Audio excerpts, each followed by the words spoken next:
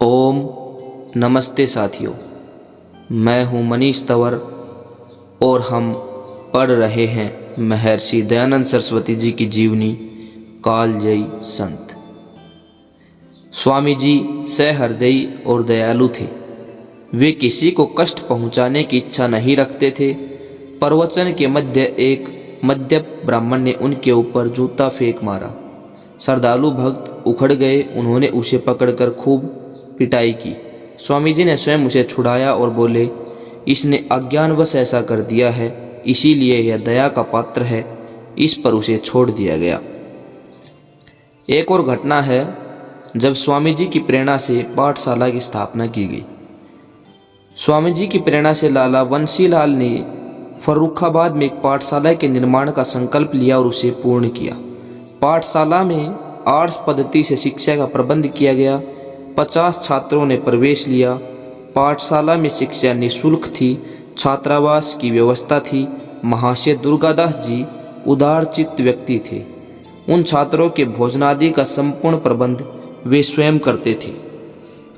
अब एक घटना स्वामी जी के जीवन से जुड़ी हुई, जब पहलवान शर्मिंदा हो गए। स्वामी जी सहनशील और सहृदयी संत थे। वे प्रतिकार की भावना से कभी ग्रस्त नहीं होते थे और न ही किसी पर क्रुद्ध होते थे। स्वामी जी के शारीरिक सामर्थ्य की चर्चा सुनकर कुछ पहलवान उनके निवास स्थान पर आ विराजी। उन्हें अपने बल पर पूरा भरोसा था। उस समय स्वामी जी गंगा में स्नान कर लौट रहे थे। पहलवानों की भावभंगिमा देखकर उन्हें उनका आशय समझते देर न लगी। उनके समीप आकर स्वामी जी ने स्नान के समय भीग गई अपनी कौपीन अच्छी तरह निचोड़कर उनके हाथ में पकड़ा दी और बोले, इसे निचोड़ कर देखिए, एक बूंद पानी भी निकाल पाए तो फिर आपकी पहलवानी सार्थक हुई। पहलवानों ने बारी बारी से उस कौपीन को निचोड़ने का पूरा यत्न किया, परंतु एक भी बूंद न निकाल सके। तब स्वामी जी ने उसी कौपीन को दोबारा निचोड़ा तो उसमें से पानी निकल आया। अब वे शर्मिंदा थे और स्वामी जी मुस्कुरा रहे थे। एक और घटना स्वामी जी के जीवन से जुड़ी हुई इस प्रकार से है।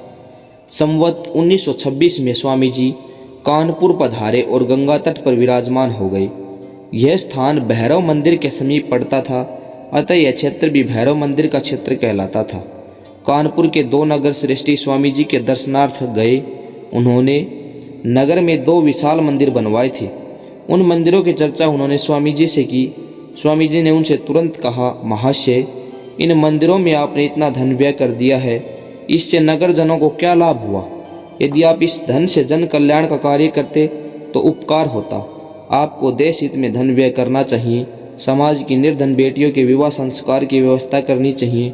निर्धन बच्चों के पढ़ने के लिए पाठशालाएं निर्मित करनी चाहिए। कला कौशल की उन्नति के लिए अच्छी शिल्प कलाओं का निर्माण कराना चाहिए। ऐसा करने से देश जाति का उत्थान होगा। इस वीडियो में इतना ही। आगे पढ़ते हैं अन्य घटनाक्रम के साथ। ओम नमस्ते।